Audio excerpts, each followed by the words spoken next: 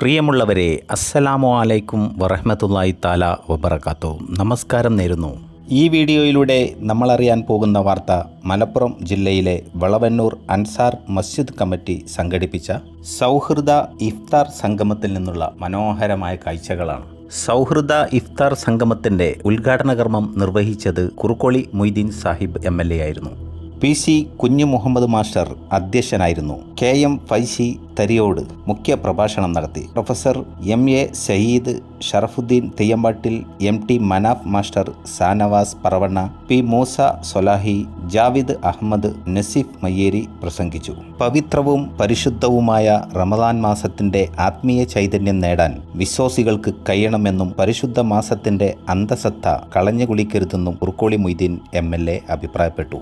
വിശുദ്ധ ഖുർആൻ ഇറക്കപ്പെട്ട റമദാൻ മാസത്തിൽ വിശപ്പിന്റെ വില മനസ്സിലാക്കുന്നതിനു പകരം ഒരു മാസക്കാലം ഭക്ഷ്യമേളയാക്കി മാറ്റുന്ന ദുരവസ്ഥക്കെതിരെ ശബ്ദമുയർത്തണമെന്നും അദ്ദേഹം കൂട്ടിച്ചേർത്തു. പ്രിയമുള്ളവരെ, വളവന്നൂർ അൻസാർ മസ്ജിദ് കമ്മിറ്റി സംഘടിപ്പിച്ച സൗഹൃദ ഇഫ്താർ സംഗമത്തിൽ പ്രത്യേകമായി ഞാൻ ശ്രദ്ധിച്ച കാഴ്ചകളാണ് നിങ്ങൾ കണ്ടുകൊണ്ടിരിക്കുന്നതും ഇനി കാണാനിരിക്കുന്നതും. ഇവർ ഈ സമൂഹ നോമ്പ് തുറക്ക് പേരിട്ടത് തന്നെ സൗഹൃദ ഇഫ്താർ സംഗമം എന്നാണ്.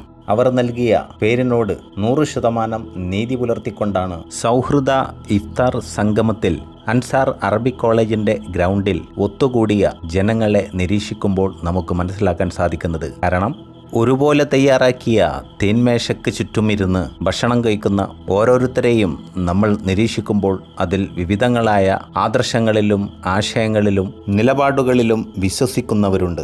അതോടൊപ്പം തന്നെ വിവിധ മതങ്ങളിൽപ്പെട്ടവരും വിവിധ രാഷ്ട്രീയ പ്രസ്ഥാനങ്ങളിൽ പ്രവർത്തിക്കുന്നവരുമായ ധാരാളം ആളുകളെ ഇക്കൂട്ടത്തിൽ നമുക്ക് കാണാൻ സാധിക്കും എന്നുള്ളതാണ്. എന്തായാലും ഒരു കാര്യം ഉറപ്പിച്ചു പറയാൻ സാധിക്കും, അവർ ഈ സംഗമത്തിന് നൽകിയ പേരിനോട് നീതി പുലർത്തുന്ന പ്രവർത്തനങ്ങളുമായി തന്നെയാണ് ഇവർ സംഘടിപ്പിച്ച സൗഹൃദ ഇഫ്താർ സംഗമം.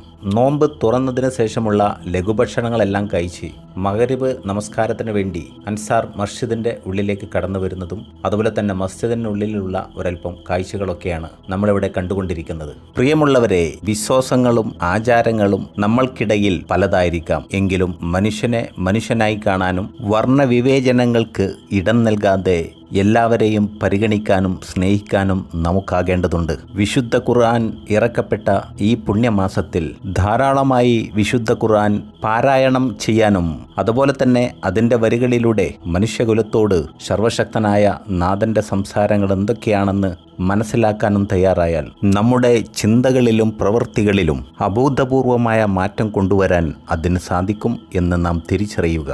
സ്ക്രീനിൽ കാണുന്ന കാഴ്ചകൾ തന്നെ നമുക്കതിന് ഉത്തമ ഉദാഹരണമായി ചൂണ്ടിക്കാണിക്കാൻ സാധിക്കും. കാരണം കാണുന്ന കാഴ്ചകളിലേക്ക് നിങ്ങളൊന്ന് ശ്രദ്ധിച്ചു നോക്കൂ. അതിൽ വ്യത്യസ്തമായ ആദർശങ്ങളും വ്യത്യസ്തമായ മതവിശ്വാസങ്ങളിലും വിശ്വസിക്കുന്നവരെ നമുക്ക് കാണാൻ സാധിച്ചേക്കാം. പക്ഷേ അവർക്ക് മുമ്പിൽ ഒരുക്കിയ ഭക്ഷണത്തിൽ അങ്ങനെ ഒരു വ്യത്യാസം നമുക്ക് കാണാൻ സാധിക്കില്ല എന്നതാണ് വാസ്തവം. പ്രിയമുള്ളവരെ, വീഡിയോ ചുരുക്കുകയാണ്.